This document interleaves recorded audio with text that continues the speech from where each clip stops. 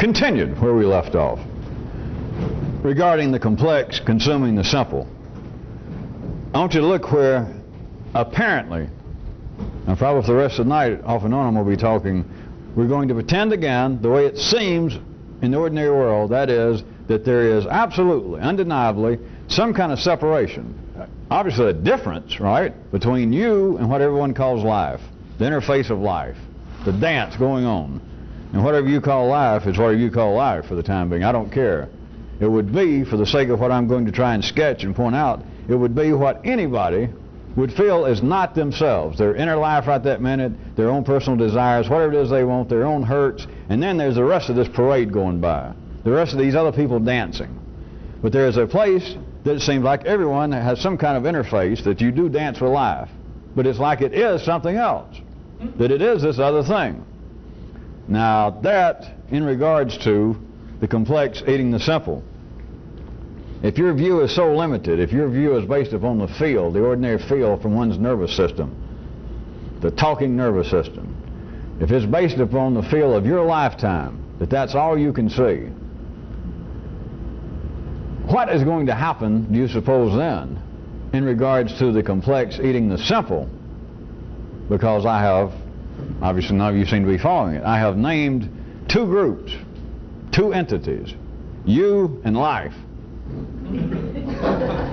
Now, who's going to be the more complex? Who is going to consume the other? Ordinary intelligence would at first tell you, well, there's no way that you're ever going to be more intelligent than life. But I pointed out, there is a place at which you seem to be dancing. You seem to be plugged into life. You seem to be interfaced with life. Now look at it on this basis. You can also substitute the terms ad hocly, right now, for life and you as general and specific. But then there's a place at which they meet with everyone. Everyone is specific. Everyone feels as though they're specific and that life is general. That life is this huge game, this big parade, but I am specific. Where you meet, the interface place, then you have a different story in regards to the complex and the simple. Then it's no longer as pertinent, to ease you up on it, as it would be for ordinary intelligence, and even me to agree with ordinary intelligence, that life is always going to be more complex. And therefore, based upon what the little law I pulled out for you, that the complex always consume the simple, then you'd say, well, life is always going to eat me. I will always be consumed because life will always be the more complex. But now, bring it down to the level where intelligence operates in the old world, on this planet. And that is, people do not feel that they are dancing with all of life. They feel as though they're dancing with life at some particular place. That's what their sense of their lifetime is. That there is an interface. I don't keep saying that to try to drag in some computer idea, but it's just a place where you seem to be playing, sucking lips with life. It's where you and life are dancing and kissing each other, or spitting on each other. At that place is where the specific meets the general, and it's at that place that the feeling, or the idea that you may have had when I started tonight, that I can never be complex enough to reverse a situation, then you've got a different story. Then you have a different possibility. Because the interface place, now that I've suggested it, I'll tell you, at the interface place, from a more enriched view, you can be more complex than the general pressures of life. Instead of you having the thought, the incomplete thought, we can say, instead of you having the feel that you are always going to be eaten up by life, that the parade is going to bump you around, it's going to walk all over you, and ultimately life is going to eat you. Not just the planet, and not just death, but before the final laying down, it's a feeling that you cannot win. You may have temporary little mini victories, but it's always that life is so complex that they are indeed simply mini victories, and they're always ephemeral. It is not impossible for one, at the place where your intellect interfaces with life, where you specifically meet life in general, it is not impossible for you to be more complex than that interface situation. That is what's not taken into consideration. It is talked about and it's dreamed about by ordinary people, but they can't make it work.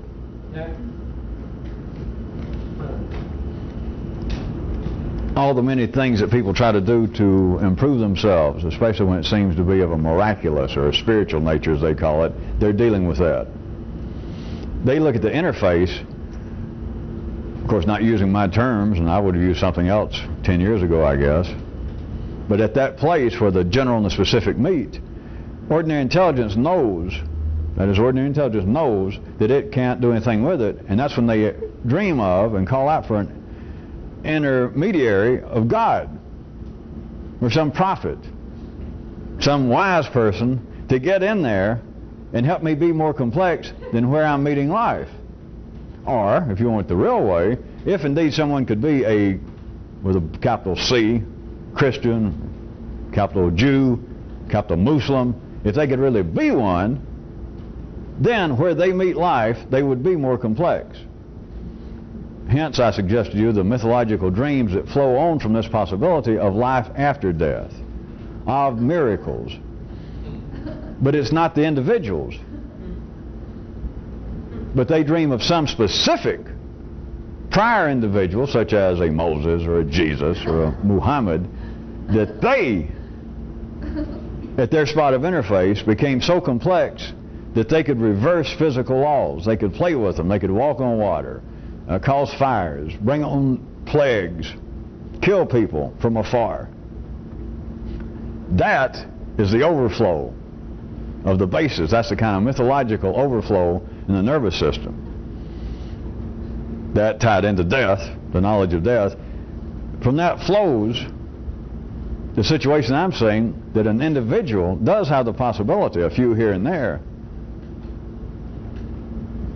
I'll say reversing, it's not really reversing, but it's you arranging things so that you are not always more simplistic than the place at which you are playing kissy face with life, or the place at which life is kicking you around, the place at which you are interfacing with life, where you, the specific, meets the not you, the general.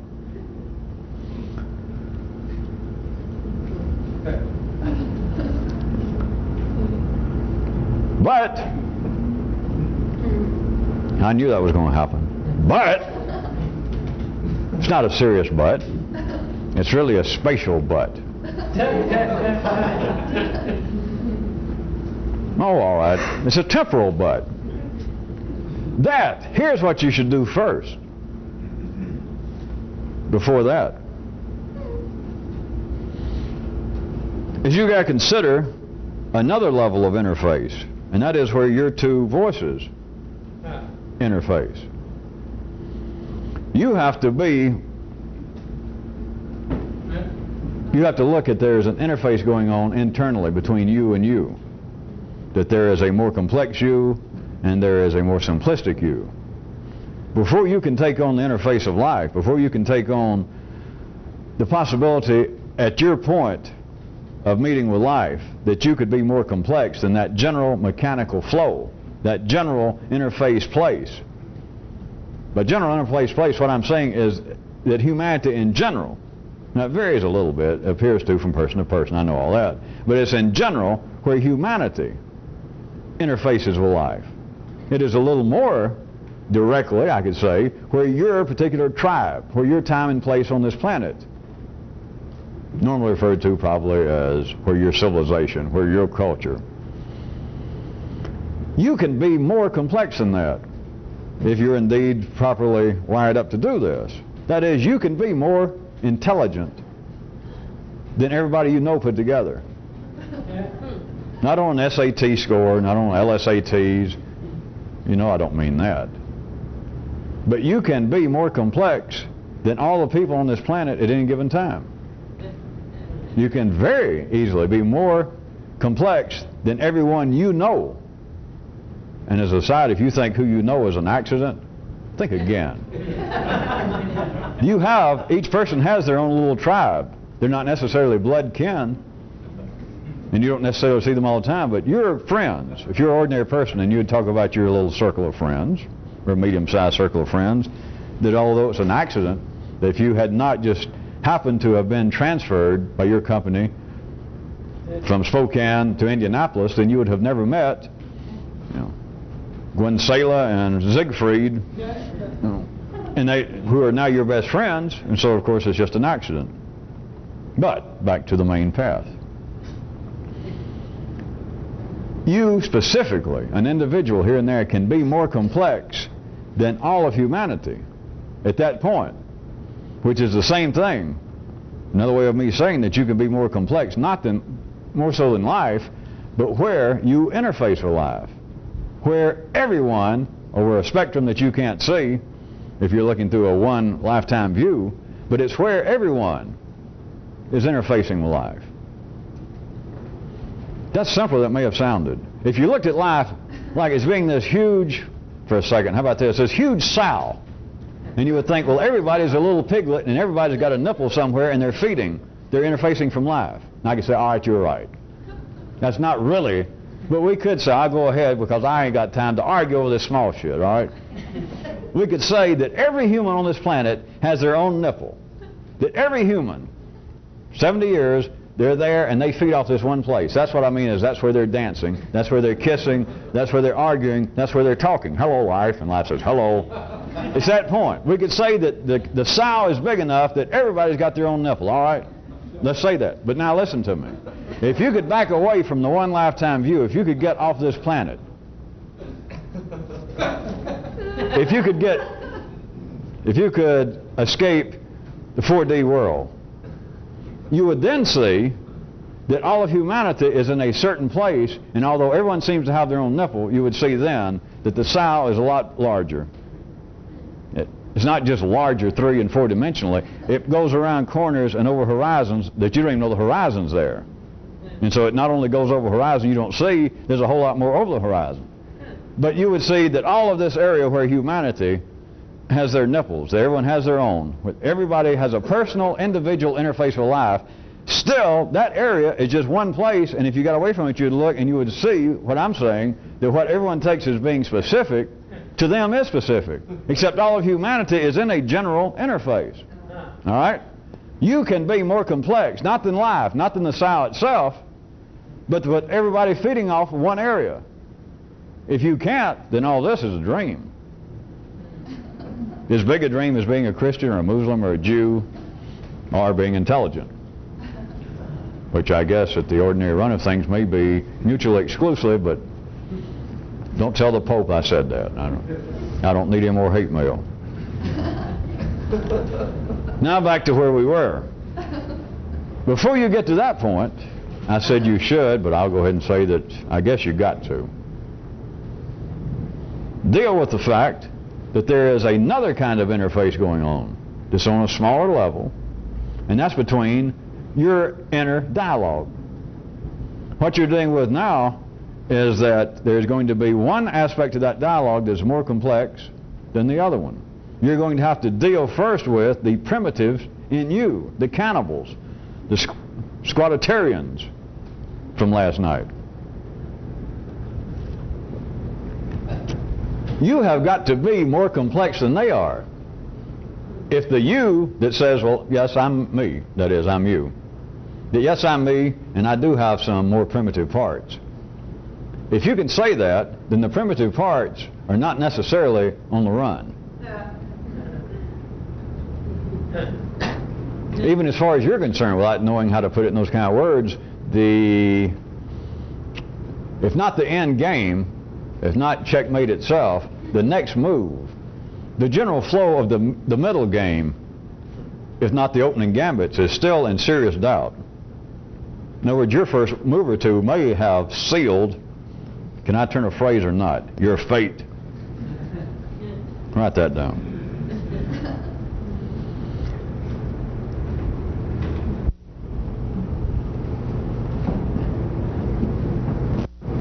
If you cannot be more complex than that which is more primitive in you, if you cannot continually consume that which is more simplistic in you, Then what I told you is the possibility of a few people, what another way to describe in general what this is about, is becoming more complex than the general interface place where humans meet life, where your intelligence, so to speak, is wired into the greater grid, where you're getting the electrical and the chemical power that keeps you alive, specifically here.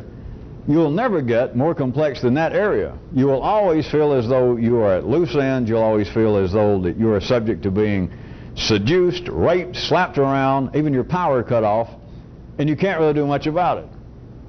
Of course, your power is going to get cut off eventually on this level. But I'm talking about up here in the prime of your life. We're not talking about the physical death, but the thing is that you push yourself, you try to accomplish something, you try to figure out things, and it's always as though, even when you apparently, if you're ordinary, making a few little steps forward, it's always the feeling that it's like a fun house. Life can just pull the floor out from under me, it can make the whole thing begin to rock, and things I was so sure of, I kind of get slapped around by invisible hands, and I think, I wonder if it was those 27 cups of coffee I had, because now it doesn't make as much sense as it did last night. You have got to internally, you have got to personally be in the position to be continually more complex and therefore consume the simpler aspects of you, the simpler voice in you, or any dream of taking on life is just that. It's just a dream.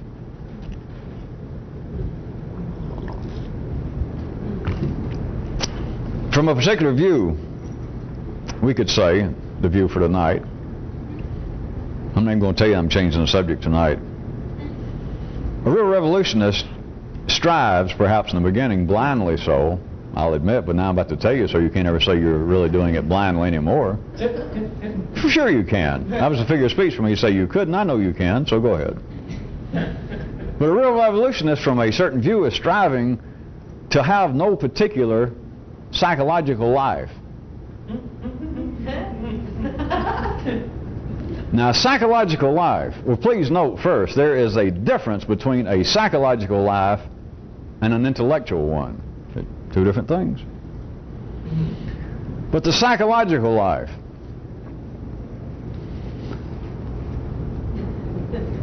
is synonymous, the way I mean it tonight, is synonymous with the primitive in you, with the squattarians, with the cannibals, those almost illiterate, nonverbal, nasty fellows that I mentioned last time we were taping, that took this nice, more complex, three-dimensionally more complex anthropologist who showed up to do further study, or at least to announce even that he was an expert on them, and they ate him that night. The psychological life that I refer to now is synonymous with those squattarians, the primitives in you. Because what are primitives? How could we describe primitives? And remember, I'm describing in the old world, back in the city, psychological life. One psychological life.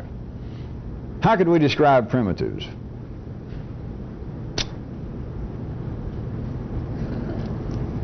Well, they are easily frightened.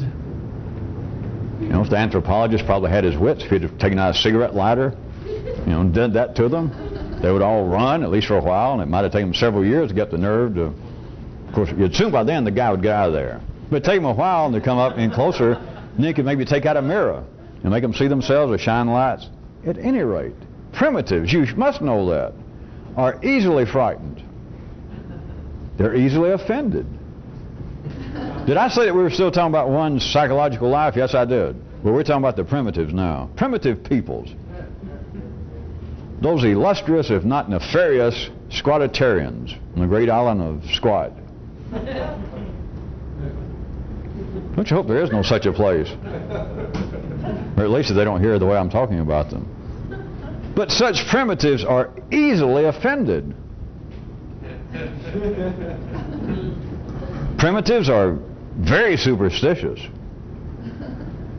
They believe trees walk around at night, that lightning is actually another living being with some kind of intelligence that will get it in for people. Does that sound at all like anyone's or every man's, I won't say anyone's, how about every man's psychological life? What is it that good, three-dimensionally complex, sophisticated people believe is their psychological life? Now nowadays, everyone, if you talked about everybody, psychological life, even if they don't use that term, they know what I mean. They'll say, oh yes, me personally, my own personality, my own psychology is separate from my physiology. I got my body, I'm working on that, trying to drop a few pounds, but I have my psychological life, which is probably the more important one, they say, after a margarita or so. But what are they talking about? Does not my description fit? Would they not admit it? Is that not the purpose of analysis, psychiatry, New Age religions? Just attempting to work on oneself and to make oneself psychologically more healthy? It is to take care of these very things that I'm describing. That yes, I guess I have been, at least in the past, too easily offended. I'm easily frightened. In fact, I've spent nearly $17,000 now on analysis, and I'm sure it's because of the way my father used to frighten me. You're talking about a squattarian. You're talking about primitive people. And so, a man with a psychological life would say, nay, nay, you're trying to draw some kind of obscure, if not misleading, metaphor, because it's not simply I'm a primitive, I was a child. You can't equate being a child with being a primitive. Oh. Of course, I wouldn't have the nerve to ask a man with a psychological life that I'm conferring with now, I wouldn't have the nerve to ask him exactly when does one, perhaps in your case you, cease being a child. But I wouldn't do that, knowing that I would not get a legitimate answer. The person would lie to me, because they'd say that they quit being a child a long time ago, and then if I looked at them questioningly, they would ignore it.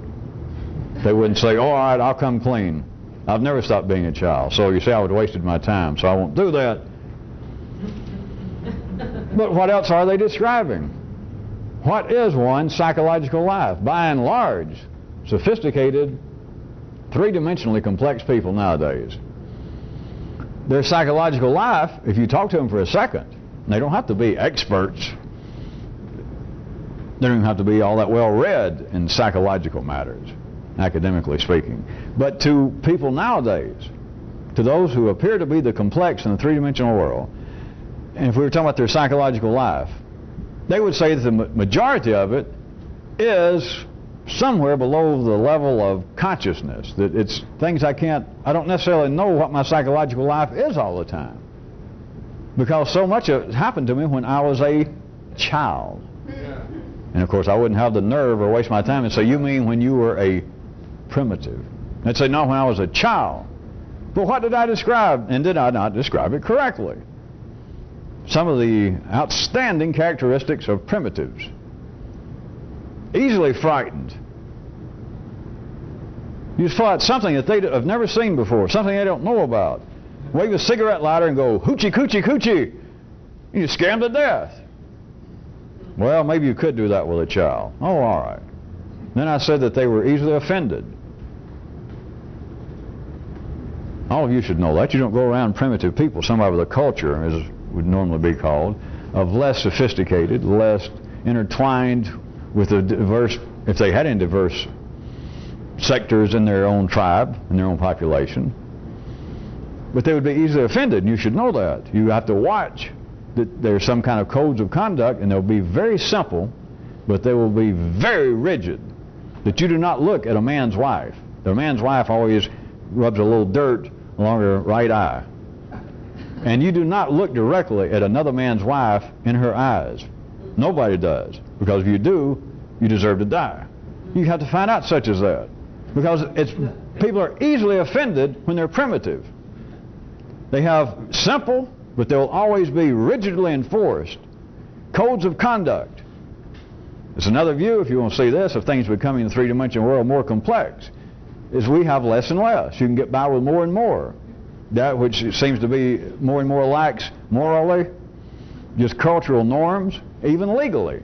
We can do things now, you can get by with it. Some of the laws are not taken off the books, but you people are old enough, you can do things now, you can walk down the street and do things that 10 years ago you've been put in jail for. And nowadays you might get arrested if you keep it up long enough, and the judge is going to say, hey, stop that. You know, go do 10 hours worth of community work. Go plant some trees or something.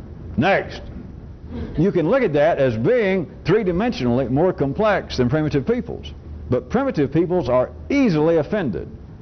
And my man with the psychological life that I was previously talking to, I might say, you mean that doesn't sound at all like any part of you? And he might say, wait a minute, you're still trying to draw some kind of tropic, all right, metaphorical. Watch it. Parallel between what you're calling primitive and me being, at one time, a child like everyone else. Because yes, not you mention it, not you use the term easily offended. That $17,000 I told you I spent thus far, and the meter's still running on that guy's couch for analysis. It was fear, seemed to be a lot of it, but I'm going to tell you something else that keeps bubbling up. And I asked the psychiatrist, does he think it might be pertinent? And of course he won't answer directly, but he'll kind of raise his eyebrow and go, you know, like maybe. But I keep thinking of several. There are two. Well, one's real bad, but of ways that I was offended as a child. And somebody'll have some story. The time their mother made them dress up like a girl for Halloween, or the time some girl had to go and be in a play and she couldn't get a real costume from the costume shop like the rest of the kids, and they all laughed at her because her mother made her Cinderella dress out of flour sacks or something. Children are easily offended. Now that's what ordinary people say. I'm not saying that. And they don't necessarily use that term. But grown people, educated, sophisticated people are now paying money to a psychiatrist, or they're spending effort and energy with the church, with confessors, with priests, marriage counselors, over that very thing that I was offended. But it was way back there when I was a child. And if I looked down, they'd say, no, it's not the same thing as being primitive. And I said they're highly superstitious. Now, children are superstitious. They certainly, again, may not use the word, but you know that. You can tell a child almost anything. You can tell a child if they start screaming in the middle of the night and say, thunder is scaring them, and the wind blowing out in the window, that good old one, and you go and you say, all right, here's all you got to do. It scares me sometimes, but if you hear thunder and the wind starts blowing in your window, all you do is you spit on your first finger, go, and you rub it on the bedpost. And then you go, 749, 749, I won't be scared any old time. And a kid might go like, and you say, it'll work. It always works. I've been afraid all my life. Look at me. I'm your daddy. I'm 65 or I'm 37. Every time it happens, I do that. And that way you'll never get hurt. Now you know a kid will start doing that, should I say it, religiously. which of course is just one step from that to being religious. Children are superstitious. You can tell them almost anything. Where did Grandma go? Grandma went to live with the angels. And my man or my woman with a psychological life would say, well, that kind of stuff is childish. And then I might in my breath say, do you still go to church? Of course, I'd be risking someone taking umbrage. And sometimes it's a short step from somebody taking umbrage to somebody taking aim. So.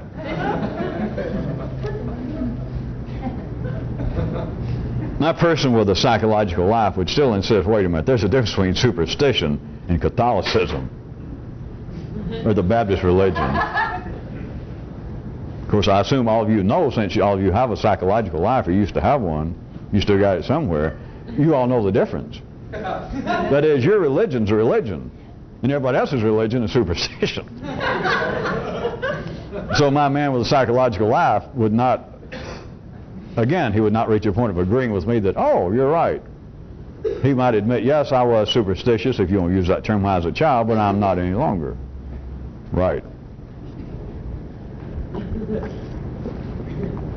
And of course, as always, a person who does not realize that they have spilled something on the kitchen floor always runs the risk of sliding down. I'm sure you see the difference. That is, someone who says, hey, I don't have a primitive side, I'm not easily offended, I'm not superstitious, I'm not easily frightened. Not me. So there you are, the matter is closed. So such a person. But now we're talking about you, back to you. If you are not more complex, if there's not some part of you continually, which the possibility is there, and I say if there's not, it's there, but it's whether you exercise it, whether you go with that the more complex side of you consumes, does valid, decent battle, and consumes the simple part, then any idea of the first part that I started tonight, of you being able to be more complex at that place where humanity interfaces with life, of you being able to be more complex there, all of that will never come to pass. Now people try it without knowing it backwards. They're doing it continually to try and be religious. Life has arranged things where people in general have a non-verbal suspicion about this, and it normally is looked at from one view as being a cop-out of people saying, well, let me use Christianity again, since that's very common. People will say, across a wide spectrum of the Christian religion, that nobody is a real Christian in the sense that we can be just like Jesus or God. But to be a Christian is not to do that, since no one can, but it's to try to. Do you hear me? It is people who are not more complex, who do not consume their simpler parts themselves, going up and trying to find a new tit, Christianity, to make them more complex. If I can get up here and drink some of this information, some of this power, I will be a more complex person. Of course, it's not the terms they use, or I'll be a Muslim or whatever. But they go up, they attempt to do battle with life. They attempt to consume the place where humanity interfaces with life, but they have not even become complex enough internally to consume their more simplistic sides. So it's them running around blind, drunk, staggering, hollering, I'm going to be a Christian, I'm going to be a Jew, a Muslim, and what they're saying is, I am going to become more complex than where life interfaces with me, which is what being a Christian would be, in the true sense of the word, or a Jew or any religion. As long as you have not done the second part that I mentioned, which would be the first part, but I mentioned it secondly tonight, that is that you consume internally the more simplistic side of you, then the dream that you will, where you meet life apparently, that you will somehow become more complex than that interface place, is just foolishness. It's ordinary, not going to hurt you. You're surrounded by everybody else doing it, at least thinking about it, but it will not work. Just will not work.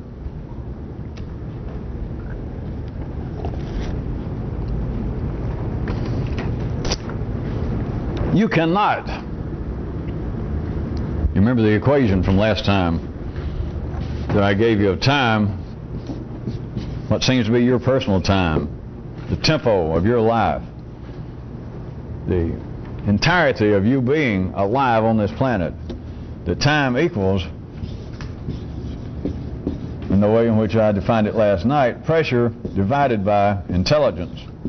Last night I said new intelligence, but let's go back to a more basic position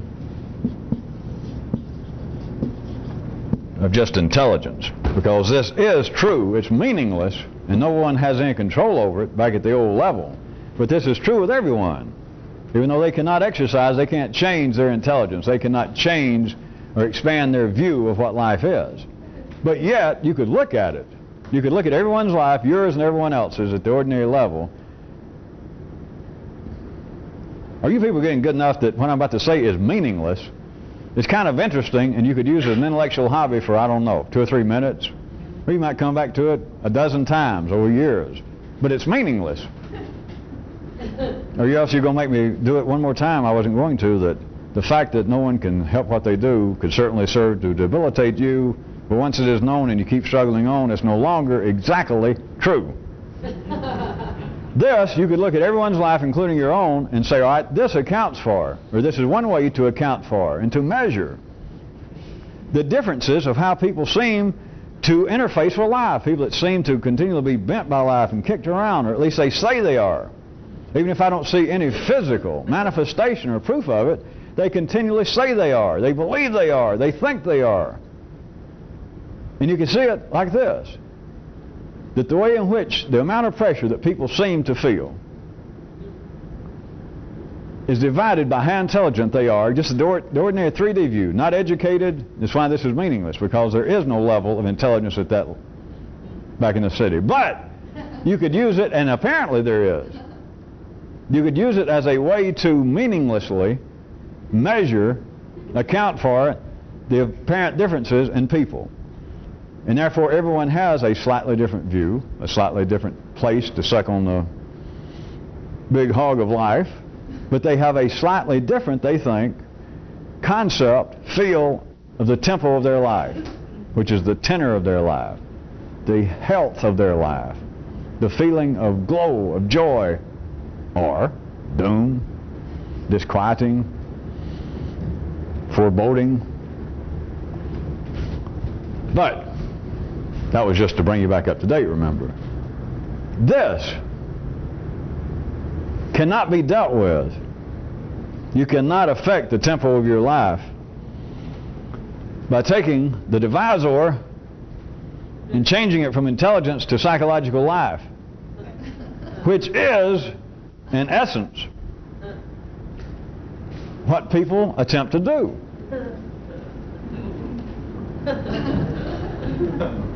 See, it was only a little bit ago tonight when I started this particular area and told you that from one view, a real explorer is striving to have no particular psychological life. Then I noted for you that there is a difference between a psychological life and an intelligent life. This only works. This only offers any profit, any usable profit, to divide the pressures, the ordinary, healthy pressures of being alive, by intelligence, by your life of intelligence, not your psychological life, which is what everyone attempts to do. You're trying then to divide the ordinary pressures of life by the primitive side of you, by the more simplistic side. It will not divide.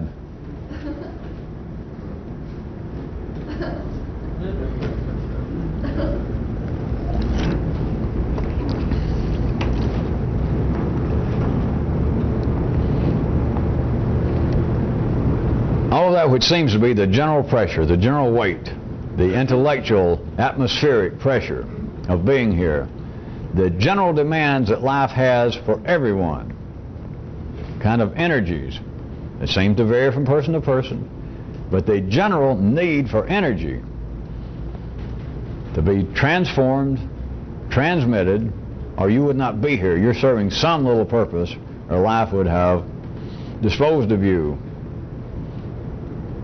if it happened to notice you.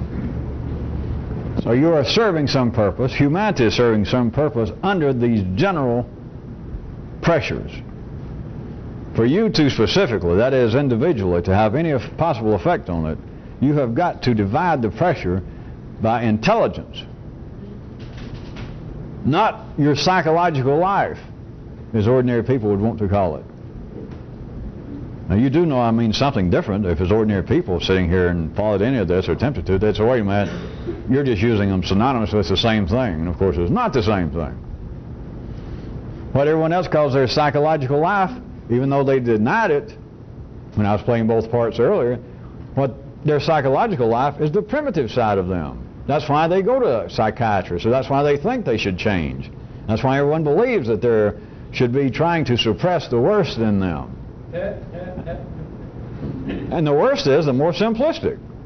To try and be a real, religiously speaking, Jew or a real Christian. What you're saying is I would like to, what I want to do, what I'm saying I want to do is I want to overcome the more simplistic side of me. That's exactly what you're saying. The side of me that hates people, wants to steal from people, that curses people.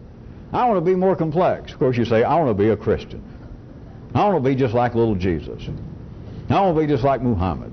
And all you're saying is I want to overcome the primitive in me. To do that changes one's time.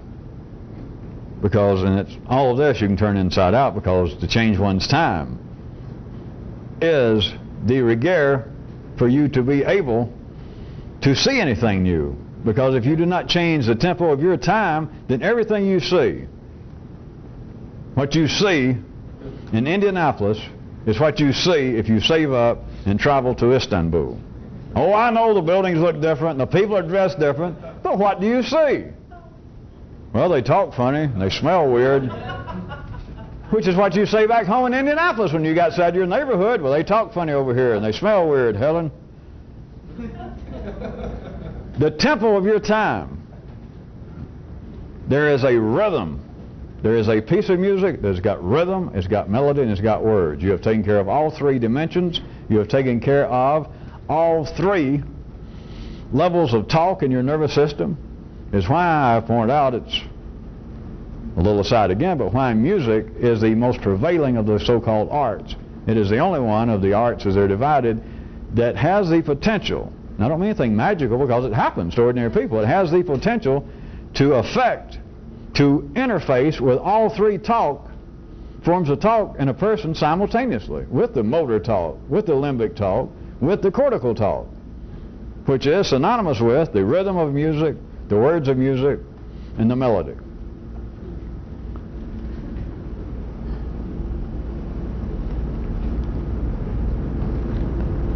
If you let the primitive in you, without knowing it, if you let the primitive in you continue to be, just on a daily basis, which is all you can deal with, be the victor, and by daily I also mean minute by minute. If you let it continue, that is, you let hostility, you let all those naughty things that all humans, I don't have to tell them for you, all the things that are unprofitable, all the things that would keep a system from becoming more efficient. That's why all these things over and over apparently are banned by the gods. Whether it be a god over here that looks to be Jewish, and one over here that's Arab, one somewhere else is Oriental. It's funny, all these gods that keep popping up, these big guys that say I'm in charge, they all keep condemning the same stuff, do they not? Yes, they do. Of course, then these New Agers throughout the ages says, aha, that only proves that, and then they forget what it proves, but they say, well, it proves something spooky. Yeah. What it proves is this, that there are things that are more simplistic in the activities of man, and there are things that are more complex. And the things that all religions and most civilized people condemn verbally are things that if, in an individual's life and in all of humanity's life, if they continued to prevail, if they triumphed, we would be becoming more and more simplistic. It would be a continual fall from grace, as the Baptists call it, or a fall from the Garden of Eden. It would be a fall from paradise, and we're still tumbling. That we're at one time, which is what humanity wants to believe, especially those that want to be religious, that at one time we were more complex. They would call it more spiritual, more refined, closer to the cosmic forces, and now we are less so. And to that, of course, I'd have to say, hey, speak for yourself. Don't bother to speak for yourself as a figure of speech. We got to turn the tape over. Well, let's jump back to something else I mentioned last time we were taping. That a system, at the very least, the three-dimensional lies within the language of the three mechanically talking areas of your nervous system. From at least that view, a system that is working efficiently, then, as soon as it's working efficiently, is believed to be out of control. It's seen to be out of control. And I mentioned right at the tail end of that, I started sketching around for you, hinting to you, even coming right out and almost saying it, that you could look at your individual nervous system, your personality, your intellectual sense of you, your talking nervous system, as being such a system. But it's obvious as a system, trust me.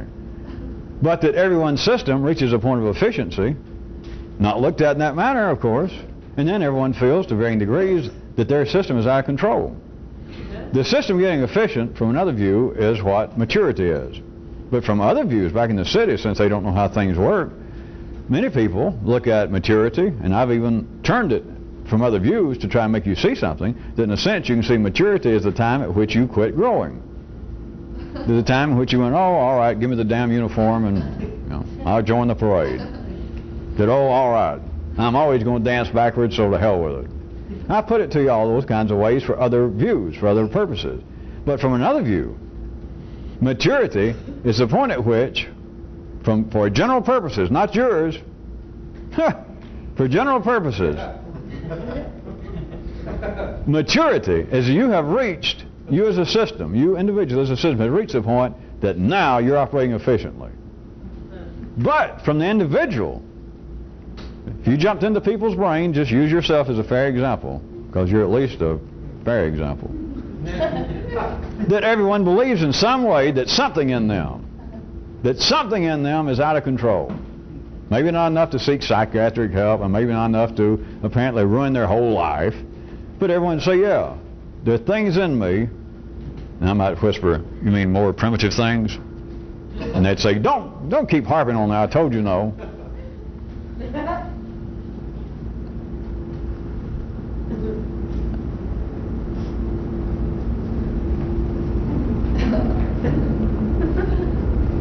They would believe that there are things that are operating less and less in their control. And if I tried to say that, and on a general level, it is a proof of efficiency, it's not even worthy of being described as insane.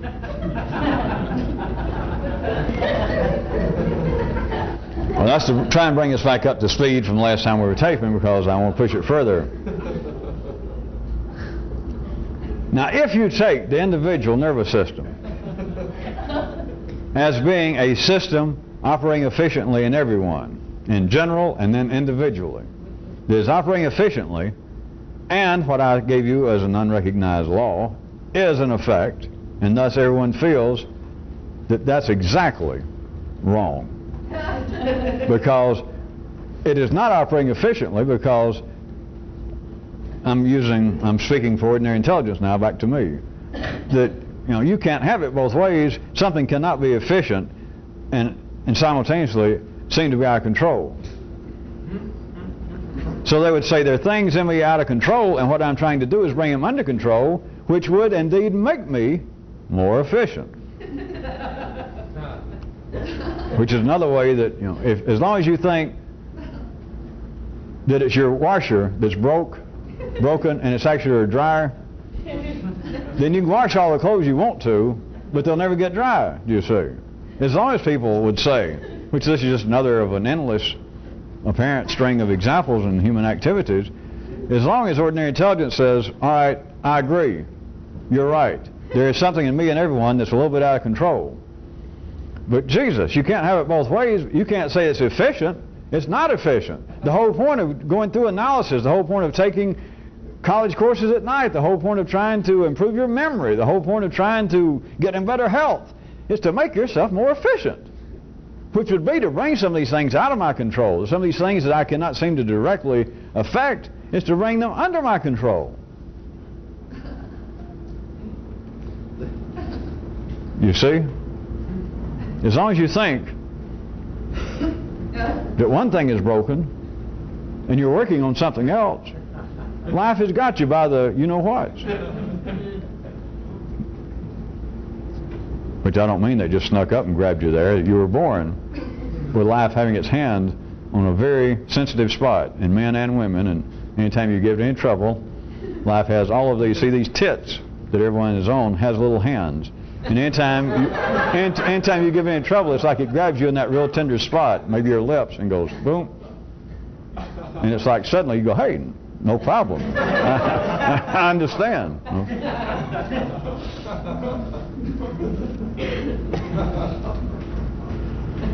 But until you understand that a system working efficiently at three-dimensional levels appears to be out of control, then there's nothing you can do with the question about which one is going to triumph, which one is going to be the consumer and the consumee in your interface with your own inner voices. Because you can't tell what's efficient and what's not. You can't tell what's out of control and what's not. It's like people, ordinary intelligence, all people, back in the city, attempting to go somewhere. And apparently everybody picks out their own little location. If they pick out the same location, they go at different times, so everyone seems to be leading some sort of unique existence. But everybody plans to go over here. And they go there, and it seems that the road splits. That I either got where I wanted to go, or it goes over here, and that's where I didn't want to go, or else this is not actually where I wanted to go. I just thought it was, and I should probably follow this road out this way. But then what they don't understand is right from that spot, as far as their individual perception of it is, from that spot in every possible direction goes every possible number of roads, and that still doesn't cover what's going on, but just trust me, is that. But if you're operating from the specific view of one lifetime, it's always a matter that something is either efficiently operating, or it's not. And there is no doubt to ordinary intelligence to tell. Nobody but a fool like me would tell you that you can't tell. Because ordinary intelligence can prove that that cannot be true. That it cannot be true. But do you see that if you do not understand what efficient is, then there is always the possibility going on that what you're doing, what could be done to you, what other people are doing, even behind the scenes, that the inefficient, or whatever it is, that I want to do blank, I want to be blank, whatever it is, there is a 50% chance that you can't do it, right? If you do it, there's a 50% chance you won't like it, right? If you do try to do it, there's a 50% chance that the method you will attempt, at least in the beginning, will not be correct. In other words, there is always the possibility, and it looks like to most people, they don't think about mathematically, but trust me, that there is always the possibility, about 50-50, that what I'm going to do, what I'll end up doing, what I want to do, what I'm thinking about doing, what I will attempt to do, will prove to be inefficient. Or, if I do succeed, the payoff will be out of my control. The payoff will not be what I wanted. In other words, it will not be efficient. If that's all you're limited to, if that's all you can see, then any idea of you consuming the more simple parts of yourself is ludicrous. Because you don't know which is which. I was waiting for a cymbal crash and maybe a little timpani roll at the end, and just before I got there, I was afraid of that. That's where this was leading. Is ordinary intelligence cannot tell.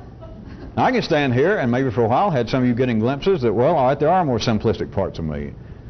Since you use the description of these cannibals and these almost feral, nonverbal people and how superstitious they are and easily offended and all that, and I can see some parallel in me. That I do have primitive sides of me that are jealous, that are aggressive, that are arrogant, they're easily offended. Well, all right, you do. But you can't spot them. That was the payoff. Ordinary intelligence can't spot it, except ordinary intelligence will say, you're an idiot. How can I describe them to you if I can't spot them? Right? Think about it though. Can you? If you can, you and everybody else, then what's stopping people from making profitable change? Just like clockwork. That everybody just turns around and they say, I've been coughing, I'll quit smoking. All right. Every time I drink, I get a headache. I won't drink anymore. I seem to get nervous when I drink coffee. All right, no more coffee. You know, every time I hate somebody, it makes me feel bad. It's somewhere actually my nervous system. All right, I won't hate anybody anymore. Would that not be it? I won't be superstitious. I won't be easily offended. That's a waste of time. Your life would amount to what? Talk about tempo.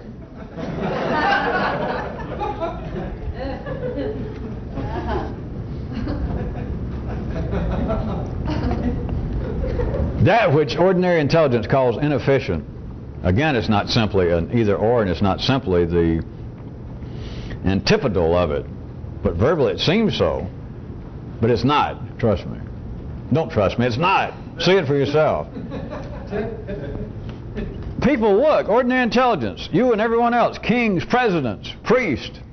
In fact, the more power they have, the worse they are at this. That is, the more efficient they are. Of not spotting what's efficient. The very things that life makes humanity in general call inefficient, out of control, such as me pointing out the bureaucracies, all the way from the Grecian times right up until Washington, D.C. It's just a prime example of many. That here is something out of control. This is living inefficiency. This is inefficiency on legs, in cars, breathing. And it's not. The efficient consume the less efficient. Do you eat the bureaucracy? Does the bureaucracy eat you? When you and the bureaucracy dance, does it immediately go backwards so that macho you can step forward? Does life do that? Back to you. Do you do that? If anybody's ordinary intelligence could follow all that, me having to do it all for you and me and somebody else, me having to do all parts, who would say, wait a minute, I almost saw something there. The part that is the more complex is going to be the stronger, and I will feel that I'm the weaker. Oh, yeah. And so no matter what else I call it, it would have to be operating more efficiently or it wouldn't be stronger. And I go, yeah. And it would go, ooh, I almost saw something. And I'd go, yeah. And I'd go, oh, Jesus, my head hurts. Ooh. Because ordinary intelligence cannot see that. You might as well be holding up 3 objects that are so far apart, and you say, you got to see them, and it goes, I only got 2 eyes. Even if I was really wall-eyed and I can run them out this far, you got one back here, so I'll never be able to see it. And it makes my eyes hurt, my head hurt.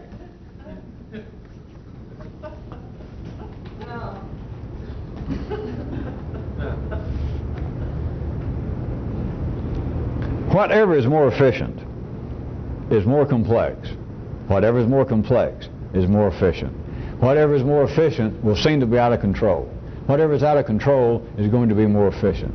Whatever seems to be more efficient is going to be more complex. Whatever seems to be more complex is going to be more efficient. Whatever is more complex is going to seem to be out of control. Whatever is out of control is going to seem to be more efficient. Now I did a good old 3x3 matrix for you. I covered them all. That which is more efficient is more complex.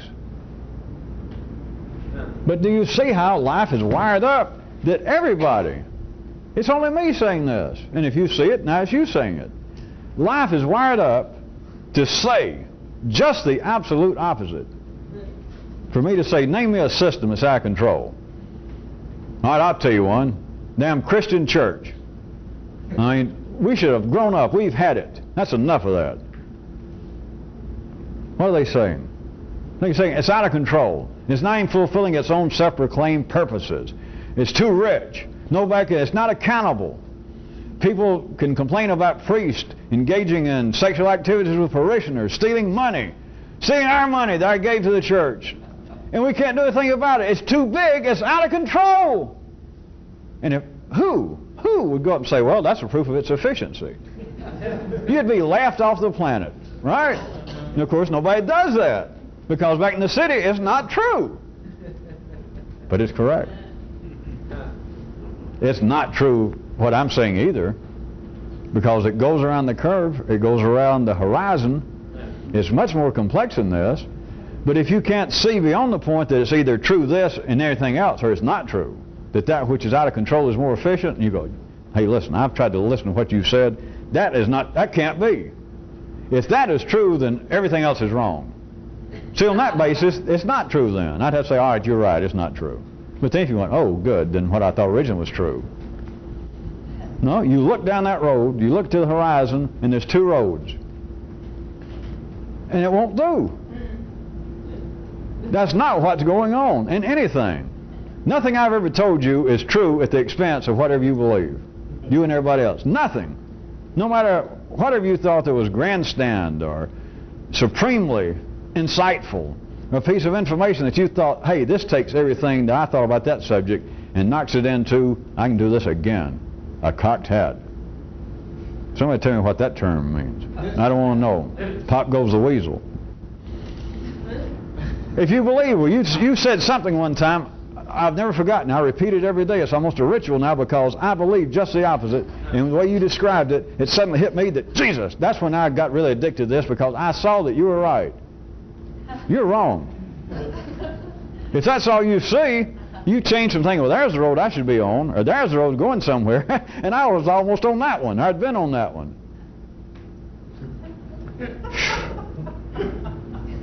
I know that may be disappointing to some people. But then again, they're not real people. If they're disappointed, they're primitives.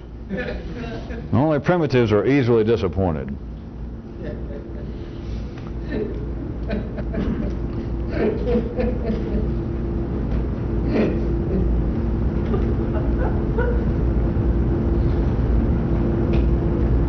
I'm going to end tonight, but remind you that we talked. I've never done this. Just always wanted to be I started to say podiatrist, and I thought, no. A pedant. And then I almost said something even worse. Well, let's don't go into that. You better erase all that from the tape. At least somebody put it all together, because I found it funny. The complex will eventually, will ultimately, and that's not a cop-out, it's going on now. But the 3D time is why I have to say things like the supreme importance of this, or the ultimate victory will be, the final outcome. The final outcome's going on now. The ultimate's going on now. But if you're limited to four-dimensional intelligence, you can't see it. It's like now is, we've been through that. The time is in some kind of moving something or other. Time is this to you. But remember what I tried to cover tonight. I like this. Wrap up a tape by going back over what we talked about tonight was, well, I forgot what we talked about tonight. So we'll end here. The complex is going to consume the simple. Now, I've kidded around with that a little for the last few nights and ease up. That is an absolute fact. If that fact becomes unfacted, if that becomes undone, you'll know it. I cannot hide it. I'll admit it. When we walk outside and the sun, within a matter of minutes, begins to fade. When we just walk outside and the temperature of the whole planet, within a matter of several minutes, begins to rise like a degree a minute, all you got to do is look at me. You won't even have to accuse me verbally. I'll say, all right, the law has been changed. But until that happens, it is a law. It's as much a law as that you're alive and that you're serving a purpose. The complex consumes the simple. This is a kind of biological, this is a kind of cellular description of what is referred to as progress, growth. But it's more than that. But the complex is going to consume the simple. There is that apparent dichotomous situation between you and what seems to be not you. That is life. Not life itself, but what seems to be, which is where you are interfaced with life. That one of you, not you in life, but that place where you're sucked into life and plugged in, either it is going to be more complex in any given second than you, the possibility of a person here and there being more complex. It's not all that mysterious. It would be, I'll pull up my example from last time. A scientist keeps talking about the greenhouse effect, we're going to kill ourselves, and one day he realizes we're not going to kill ourselves. At that moment, such a person, if that kind of thing actually happened in real time, in individual lives back in the city, at that moment, that person would have consumed, he would have been more complex in what he thought. Not him physically, you couldn't tell by looking at him that anything had happened. But the cortical area of the nervous system, he would have then, at that moment, been more complex than the general interface of humanity. Not just him, but of all of humanity. And he would have consumed life. That is what so-called mystical experiences are. That's what the tingle, that is what the fire that many of you have, and I make jokes or I pass it off, or I make sure that you don't believe it's some kind of metaphysical or spiritual or religious, it's the basis of some kind of cult, but it is real. That is what drives people to dream about New Age stuff, metaphysical stuff, strange stuff, and they can almost taste it. And all they're describing, and as I said on a slightly more simplistic level in a sense, is what people say they won't be religious for. They don't know it. That I'll do anything to be a good Jesuit or a good Baptist or a good Muslim. What they're saying is, if I could have the experience that I was becoming more complex at some given time, they don't know it this way, than me and everybody else. God. They just almost taste it. They write poetry about it. They dream about it. They imagine about it. The other, that I pointed out, is the reality between you and yourself. That is, the inner voices in your dialogue. At any given time, at any given moment, one of them is going to be more complex than the other one. It will consume the other one. One of them is more efficient. You may not say it. The voice that's weaker in you may say, that voice is not efficient in me. That's the one that makes me do things that I disapprove of later. And in the 3D world, there's your proof, right? It's nothing. It's saying, I see two roads down there, and right now I don't like one of them. And if you knew what you were doing, if you got outside of 4D or even 3D thinking, sometime later you'll be on that very road. And me, or else you, if you come with the third voice, should jump out of the bush and say, all right, you said you didn't want to be here. Then you'd be telling the other voice, you'd say, what? There's something equally as intelligent. You misunderstood me. I'm over here just on a sojourn. I'm investigating this. Or I was wrong. I love it here. Or yeah, you caught me. You'd say something. You would have to react to it.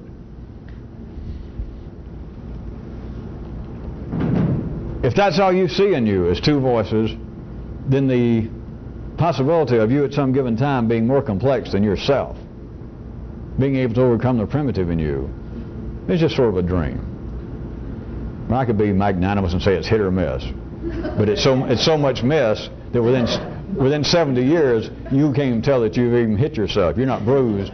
By the time they lay you down and die, and you say, well, I've tried to improve myself. I've tried to be more complex, but you're right. It's been kind of a hit or miss. We could hold an autopsy on you, and we're not going to find many abrasions or bruises. You didn't get hit all that much. So for a person to say, well, there's a lot of misses, they're being charitable to themselves. It's mostly misses. And then we covered the fact that that which is efficient is going to appear to be out of control. And then is where it got real sticky. That there is no way that ordinary intelligence can see that the very things that seem out of control are at their epitome of efficiency. Including moi. Including every man. No, it cannot be. It simply is not true. Or no one would try to do better. We wouldn't have revealed religions. We wouldn't have philosophy. And they don't understand that that's a sign how efficient it is. It has produced its own progenies. Yeah, but philosophy is just a bunch of questions. It doesn't get anywhere, for instance. Is that efficient or what? Or somebody else would say, well, wait a minute. It didn't produce anything good. Look at religions. Religions are a waste of time. Religions have never been able to prove that they do what they say. They have never brought anybody back from death. They can't prove it. They can't prove that there's a life after death. They're just completely out of control. They're inefficient. And I'd have to go, listen to yourself. Listen, don't you hear?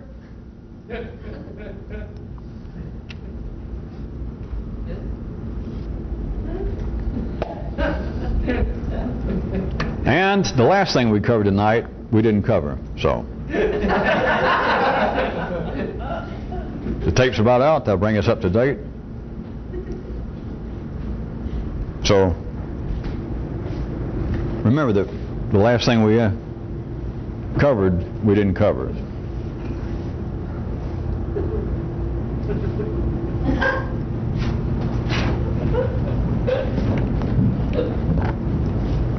Would Dana, somebody move this down to where they don't stick up in front of the, or put it, is Dana here? Yes. Would you do that so that these do not, so I can get all the way down here? Right. You follow me? Somewhere, anywhere, over at the side. Would you? The end of the week, right?